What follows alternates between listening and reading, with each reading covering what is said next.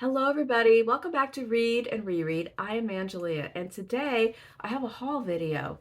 Let me tell you how this transpired. So normally I do videos on Tuesday and Friday, although sometimes I have 3 videos I want to do that week, and then I either do Sunday, Tuesday, Friday, or Monday, Wednesday, Friday. But this week was it was going to be a Tuesday video. Then I remembered on Monday night that I had scheduled a doctor's appointment on Tuesday morning, right in the middle of my own video normal schedule. And that combined with the fact that I was sort of debating about a few different video ideas, and I wasn't feeling just really set on what I wanted to do, I decided to just roll the whole thing over and give myself an extra day. Well, the silver lining was, in the meantime, a package arrived. A package arrived that now made today the perfect time to do a 2-part haul video. Part 1 is a delightful and wonderful bookish gift that is bringing me great joy, and part 2 is some odds and ends of books I've bought recently to also share. And as is my tradition, there is this one book that should be here that is still out in the mail. And for 2 days it is said it is coming today, something that I ordered. And so it's not going to make this video, but you will see it in the near future. I have never made a haul video, I think, where there isn't one straggler that should have been here and it's not, and it just misses the cut. But it's okay. It's a book I need for a June event, so you're going to see it later. Let's get into this bevy of beauties here. So part 1 is a bookish gift from my friend Michael Clark. And Michael told me that there was a package coming, and I wasn't expecting this gigantic box that appeared on my porch. I was thinking, package, but it was like package. And because what happened was it sort of accumulated. I knew that he had gone to a lot of library book sales and secondhand shops in his general region recently. He'd hit a lot of places. It sounded like a lot of fun. And he had shown me some pictures of things that he had bought at some of these sales for himself.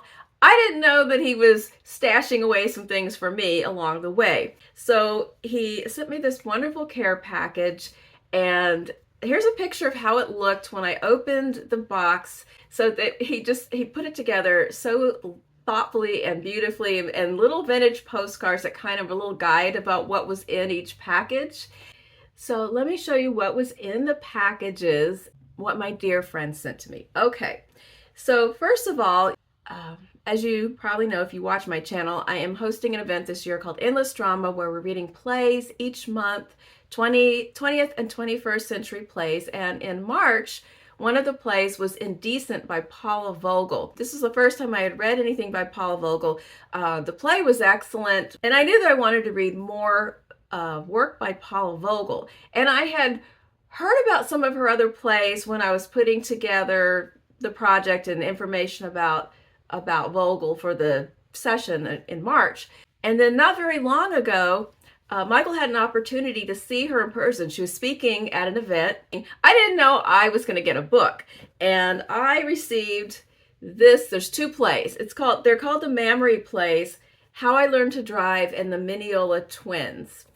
And How I Learned to Drive won a Pulitzer Prize. I can't remember what year. So How I Learned to Drive, besides the Pulitzer, it won the Obie, the Drama Desk, and the New York Drama Critics Circle Awards. The Mineola Twins is an outrageous political satire set on suburban Long Island. And he got this signed by Paula at the event for me. So I am thrilled to have 2 more plays to read by Paula Vogel. Now the next one, again, if you just got here, you will know nothing about any of this. But if you've been around for a little while, you know that I'm on a little bit of a poetry journey as well, and that I've been incorporating reading poetry into my day, my daily life, my day. You could take 2 words and just make them one. I'm reading poetry every day. No, let's make it smaller. I'm reading poetry daily. There we go. Nailed it. Took half an hour. Sometimes I'm just exploring old poems that I have loved in the past. Sometimes I'm finding something new. And a book that I have heard of many times that I know is going to be excellent as what's next here on this pile, and it is Mary Oliver's Poetry Handbook. And Michael read this himself and got a lot out of it. And I've heard about this book in many other places and on many channels.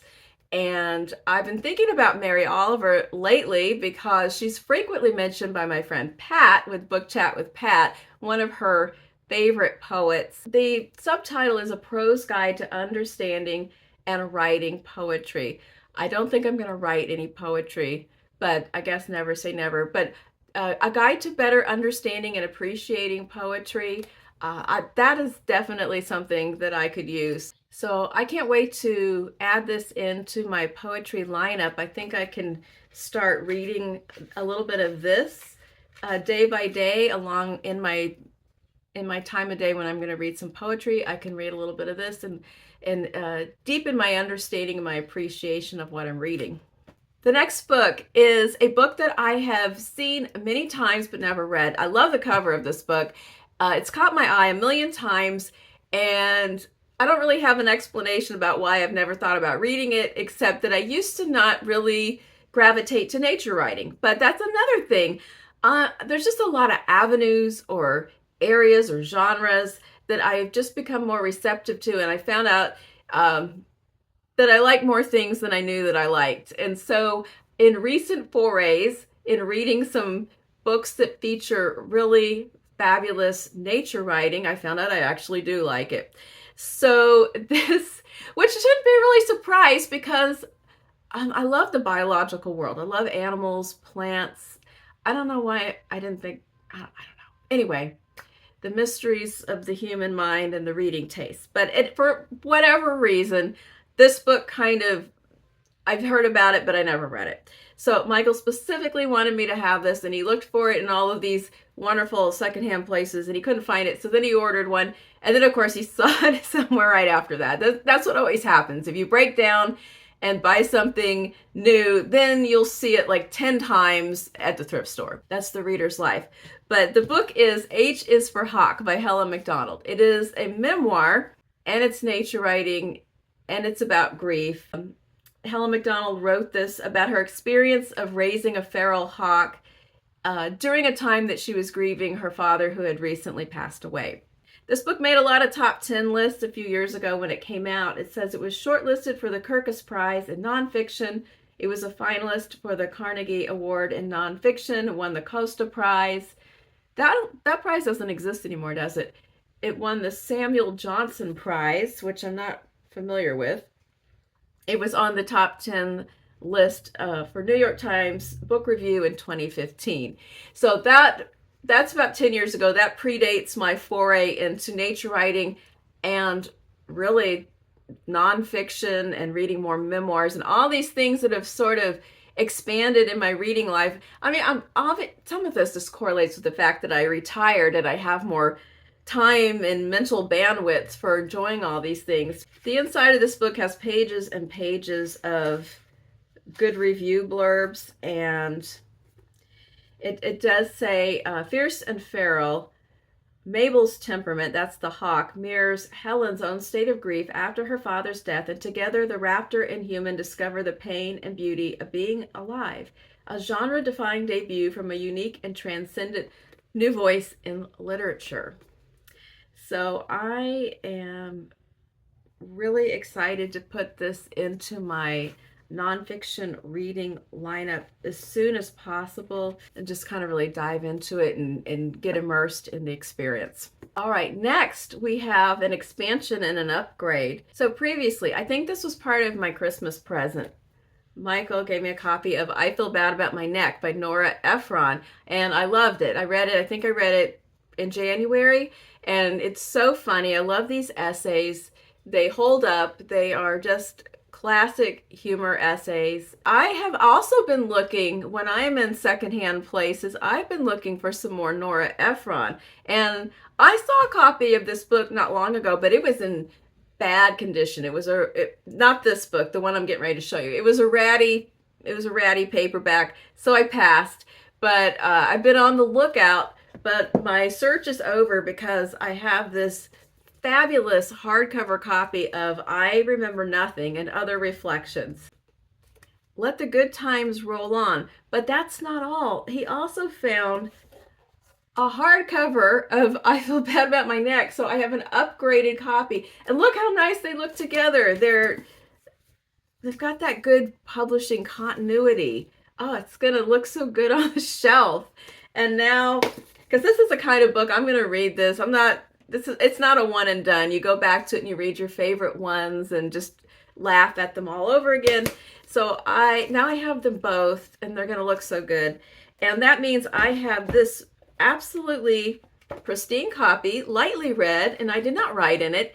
And this is free to good home. So if you need a copy of I Feel Bad About My Neck, hit me up in the comments. This one, I would like to give it to a friend. This is the humor section is continuing. There's a couple of things here that are just goofy, just silly things that he put on. This one makes me think of my mom, because she would have found these cartoons to be really funny. It's Women of Substance. What is this for? Revil? A collection of estrogen-rich cartoons by Revil. I have no idea who that is, but it's from 2005. And I have flipped through it, and they're just funny cartoons. So this is just the kind of thing you leave it sitting around, you just open it randomly and laugh. And then also I've seen this book before, and I've seen this many times in places like Facebook, the excerpts of awkward family photos. I've also been in quite a few of them. Oh my God. Okay, what is even happening here? So this is going to be a lot of fun to go through and laugh at. So do they have to get permissions from all these unknown people, or are this just photos out in the wild? I don't know. And then if I need something to do with my hands, I have the Schitt's Creek coloring book, something that everybody needs on hand. And then, so we've gotten to the final part of this gift, and this one I'm putting at the end because it segues into the beginning of my books that I purchased. So the last part is 2 art books, and the first one, and these ones are for Stephen and I, because we met Michael and we met Hannah from Hannah's Books at the Hirshhorn back in it was like it was right before the election, so like the very, very end of October or the beginning of November. And we had a wonderful afternoon at the Hirshhorn in Washington, D.C., and then in that neighborhood doing some different things. And this is Guide to the Hirshhorn from a ways back. Let's see what year this is. This is 1987. And you know, I probably went to the Hirshhorn back in those times, because I used to live in Northern Virginia and we would go up to the museum. So this is probably, I might have walked right past this book when it was a new book in the museum bookshop, but it's going to be really fun to look through this and kind of have that dual memory of the past and the recent present. And it's kind of a fun reminder of our time that we all got to meet in person. And then last but not least, this is so beautiful. It is a Met guide to the Metropolitan Museum in New York. And the reason why Michael picked this one out for me, oh my gosh, this is so gorgeous, is that I just recently got this book, and I talked about it in that little video about the Independent Bookstore Day. And when I picked this up, he commented, you should get a Met guide to read along with this, so you can, see the art that Patrick Bringley is talking about. Let me get back to this one in a second. Oh, it's nice. It's heavy. It's beautiful. It's glossy. It's making me want to take a trip to New York. Who is the fool? I pity the fool that donated this or got rid of it and put it in a library book sale. What in the world? So good. And so anyway, so now we're segueing into the books that I bought. You've seen this already. I bought All the Beauty in the World, the Metropolitan Museum of Art and Me by Patrick Bringley. And it's a memoir about a writer who quit his job at the New Yorker and became a guard at the museum during a difficult time in his life and what it brought to him. Interesting being about something entirely different, but companion memoirs in a way. I think because they're both about people needing healing and times of grief, and just the different unexpected ways that we can find that kind of healing.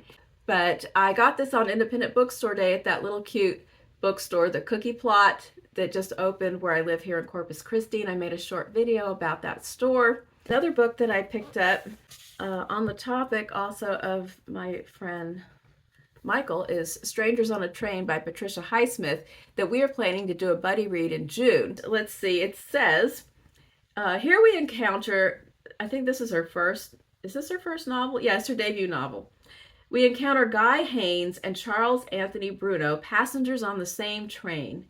Okay, I'm doing a little edit because I started to read the blurb on the back and I realized I think this blurb maybe tells way too much that you're supposed to find out gradually. Here's what I will tell you. There are two guys. They meet on a train. One of them is an architect who is going through a divorce. The other one, I'm not going to tell you what it says about him. There's another guy.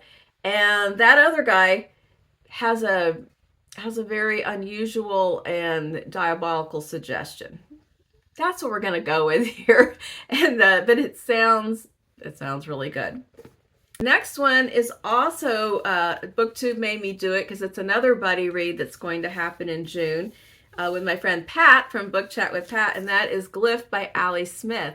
And Ali Smith is an author that I have been meaning to get to for a long time. This book is going to have a companion novel that comes out, I think, around the end of the year that's also called Glyph, but it's spelled differently.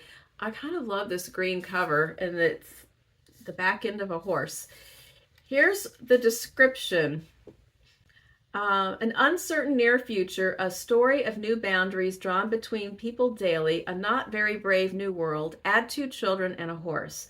From a Scottish word meaning a transient moment, a shock, a faint glimpse, Glyph explores how and why we endeavor to make a mark on the world. In a time when Western industry wants to reduce us to algorithms and data, something easily categorizable and predictable, Smith shows us why our humanity and our individual complexities matter more than ever. So it tells virtually nothing about the plot, but apparently it is dystopian. I am really excited to dive into my first experience with Ali Smith reading with Pat.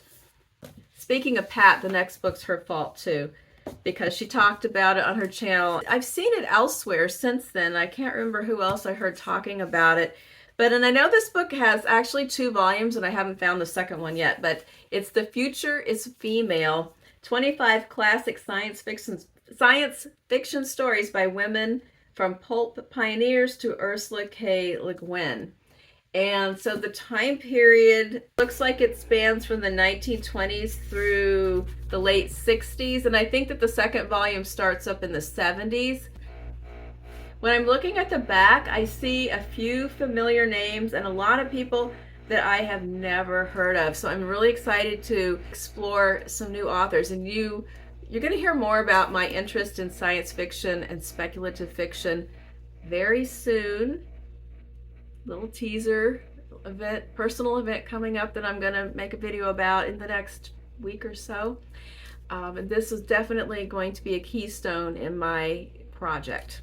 Then Booktube made me do it again. Booktube made me do a lot of things in the past few weeks, but this is another one, something that's coming up in a project, and I happened to come upon a good secondhand copy. I found this one, by the way, at Half Price Books. And this one, I got it, I don't know, I think I found this one on eBay, maybe when I found Strangers on a Train. This is the Understory by Sangsuk, that hopefully is a good pronunciation. And this is a Thai author. This book is featured in the Reading the Globe project hosted by Roz and Katja. I can't remember which month it's coming up, somewhere in the fall, but I just have a list. There's certain books that I'm constantly just sort of keeping my eye open for a good copy, and this was one of them, and it popped up. Here is what it's about. The lovable yarn spinning monk Long Pao Tin, now in his 90s, is the last person in his village to bear witness to the power and plenitude of the jungle before agrarian and then capitalist life took over his community. Nightly, he entertains the children of his village with tales from his younger years, his long pilgrimage to India, his mother's dreams of a more stable life through agriculture, his proud huntsman father who resisted those dreams, and his love, which led him to pursue those dreams all over again. Sangsuk's novel is a celebration of the oral tradition of storytelling and, above all else, a testament to the power of stories to entertain. So that just sounds really intriguing to me. It's also on the short side, which sometimes is a plus. And I'm looking forward. Oh, I'm sorry, the translator. I forgot the translator. Muy Poopoksakul. And the book that I'm waiting for that didn't show up in the mail yet is also a book that I need for that project. And I will share it when it arrives. All right, and the last one in this haul video is, I don't know, I can't really blame this on anybody. It just sounded really good. I think it was in the Carol Shields shortlist, but it's Pale Shadows by Dominique Fortier and translated by Rhonda Mullins. This author is Canadian and was translated from French.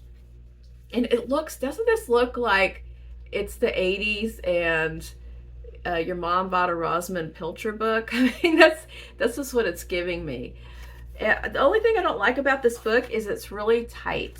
So hopefully it will loosen up a little bit while I'm reading it without falling apart. It has, the paper has nice texture, but it's kind of tight. So I did buy this one new. I have no particular justification. I just wanted it. Here's what it's about, and maybe you can see why I felt like I wanted to read it. When she died, Emily Dickinson left behind hundreds of poems scribbled on scraps of paper. She also left behind 3 formidable women: her steadfast sister, Lavinia, her brother's ambitious mistress, Mabel Loomis Todd, and his grief-stricken wife, Susan Gilbert Dickinson. With no clear instructions from Emily, these 3 women would, through mourning and strife, make from those scraps of paper a book that would change American literature. So that just sounds so good to me. Think about these 3 women who are united in their loss and their grief, but would certainly have reasons to have issues with one another, and trying to contend with Emily's, all of her poetry written on all these random pieces of paper, and trying to assemble them. And I mean, just the whole project and the emotional intensity that would bring on, that just sounds like a great story. So, and now I'm curious about her previous book, Paper Houses. So if you've read that, tell me something. So anyway, Pale Shadows. I'm not sure exactly when I'm going to get to it, but there was some sort of urgency about acquiring it, so here it is. Okay, that is it. That should keep me busy for a little while, should it not? Tell me what you've read from all of these things I just talked about, or what looks exciting to you. Anything else you want to tell me? I'll be back again on Friday for Friday Reads, and I hope that you are having a great week. Happy reading, and goodbye.